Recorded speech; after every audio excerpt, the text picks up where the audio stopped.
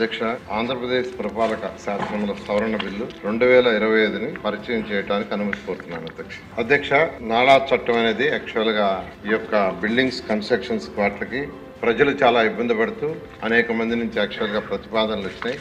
దాని మీద అనేక ఈ యొక్క కన్స్ట్రక్షన్ యాక్టివిటీస్ వాళ్ళందరితో కూడా డిస్కస్ చేయటం, దాన్ని సవరణ చేయాలని నిర్ణయించితే రెవెన్యూ డిపార్ట్మెంట్ వాళ్ళతో కూర్చొని యాక్చువల్గా ఆ డిపార్ట్మెంట్తో డిస్కస్ చేశారు అధ్యక్ష. ఫైనల్గా వాళ్ళు రిపీల్ చేయడానికి యాక్సెప్ట్ చేశారు. దాని మీద యాక్చువల్గా ఏంటంటే ఎక్స్టర్నల్ డెవలప్మెంట్ ఛార్జెస్ కలెక్ట్ చేసేటట్టుగా దాన్ని మళ్ళా మున్సిపాలిటీస్ కానీ పంచాయతీలు కానీ వాటన్నిటిలో కూడా ఏ పంచాయతీలు ఏ మున్సిపాలిటీస్కి అయితే కలెక్ట్ చేస్తారో అక్కడ ఖర్చు పెట్టేటట్టుగా డెవలప్మెంట్ ఛార్జెస్ కి ఆ విధంగా యాక్చువల్ గా చేస్తున్నారు అధ్యక్ష.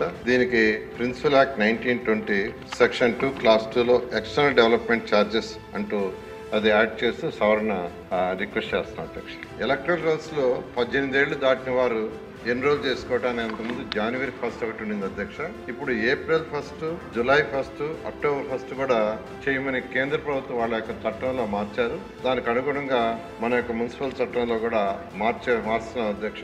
దానికి ఆంధ్రప్రదేశ్ పురపాలక శాసనంలో 4వ సవరణ బిల్లు 2025ని పరిగణలోకి తీసుకోవాలని మనవి చేస్తున్నాను అధ్యక్ష.